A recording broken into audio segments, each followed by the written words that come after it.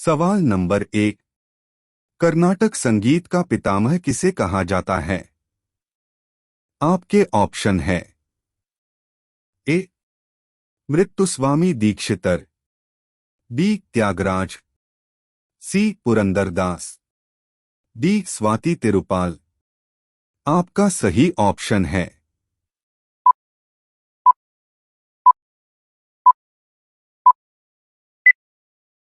सी. पुरंदरदास। पुरंदरदास को कर्नाटक संगीत के पिता के रूप में सम्मानित किया गया था। कर्नाटक संगीत में उनके महत्वपूर्ण योगदान के सम्मान में उन्हें व्यापक रूप से संगीत पितामह के रूप में जाना जाता है। सवाल नंबर 2। कुचिपुड़ी नृत्य कहाँ आरंभ हुआ था? आपके ऑप्शन है ए. राजस्थान, बी. आंध्र प्रदेश, सी. कर्नाटक, डी. पंजाब। आपका सही ऑप्शन है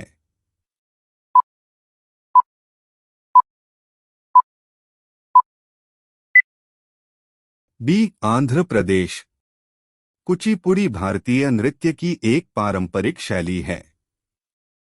इस शताब्दी के तीसरे व चौथे दशक के आसपास यह नृत्य शैली इस नाम के नृत्य नाटक की लंबी तथा समृद्ध परंपरा से उद्भूत हुई। दरअसल आंध्र प्रदेश के कृष्णा जिले में कुचिपुड़ी नाम गांव है। सवाल नंबर 3।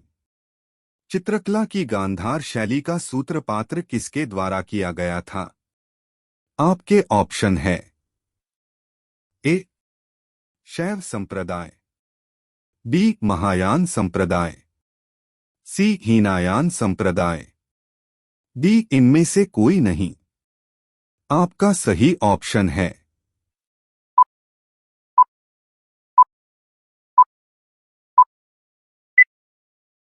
बी. महायान संप्रदाय। चित्रकला की गांधार शैली का सूत्रपात कुषाण काल में महायान संप्रदाय द्वारा किया गया।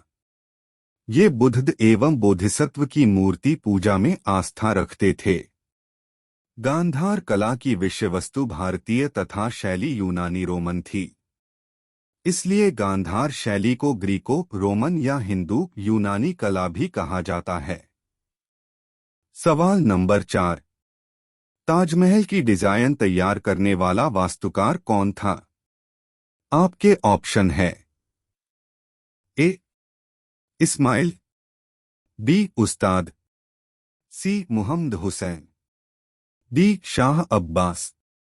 आपका सही ऑप्शन है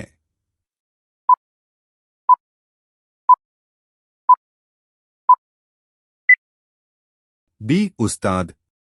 उस्ताद अहमद लाहौरी ताजमहल के प्रधान वास्तुकार होने के अधिकारी हैं। सवाल नंबर 5। सम्राट अकबर ने निम्नलिखित में से किस महल का निर्माण फतेहपुर सीकरी में करवाया था? आपके ऑप्शन है ए. मोती महल, बी. हीरा महल, सी. पंच महल, डी. रंग महल। आपका सही ऑप्शन है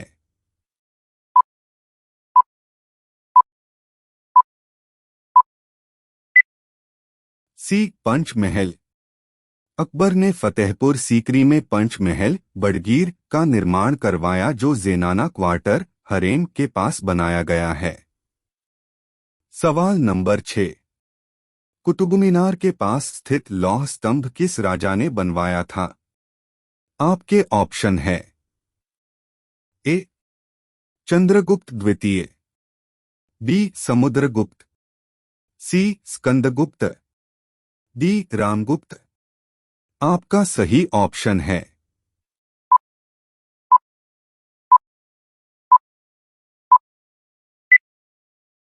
ए. चंद्रगुप्त द्वितीय।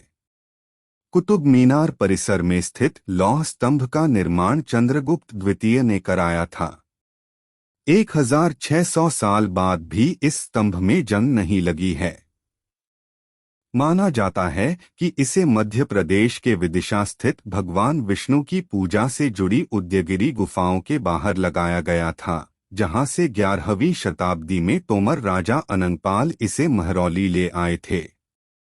सवाल नंबर 7। स्वामी दयानंद सरस्वती ने किस समाज की स्थापना की थी?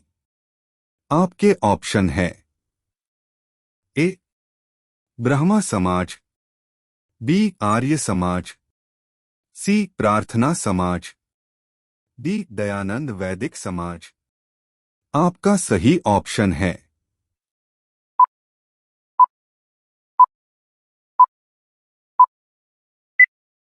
बी आर्य समाज। 10 अप्रैल 1875 को उन्होंने मुंबई में आर्य समाज की स्थापना की। स्वामी दयानंद सरस्वती ने केवल आर्य समाज और समाज सुधार के लिए ही काम नहीं किया, बल्कि भारतीय स्वतंत्रता संग्राम में भी अपना महत्वपूर्ण योगदान दिया। सवाल नंबर 8। भारत की प्रथम महिला शासक कौन बनी थी?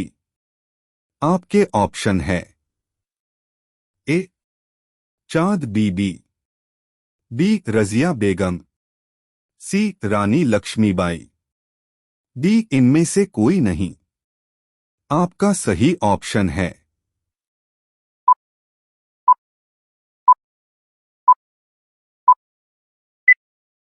बी रजिया बेगम। रजिया मध्यकालीन भारत की पहली और आखिरी महिला शासक रहीं। रजिया ने 1236 से 1240 तक राज किया। रजिया को बचपन से ही ऐसी तालीम दी गई थी कि वह एक शासक के रूप में कार्यभार संभाल सकती थी। सवाल नंबर 9। टीपू सुल्तान कहाँ का शासक था? आपके ऑप्शन है ए हैदराबाद, बी अहमदनगर, सी मैसूर, डी बीजापुर। आपका सही ऑप्शन है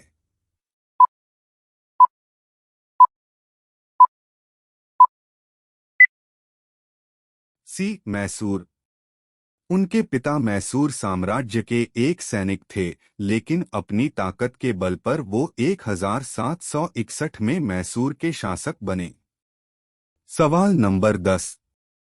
भारत में प्रथम मुस्लिम आक्रमणकारी कौन था? आपके ऑप्शन है ए महमूद गजनवी, बी कुतुबुद्दीन ऐबक, सी महमूद बिन कासिम, डी महमूद गोरी। आपका सही ऑप्शन है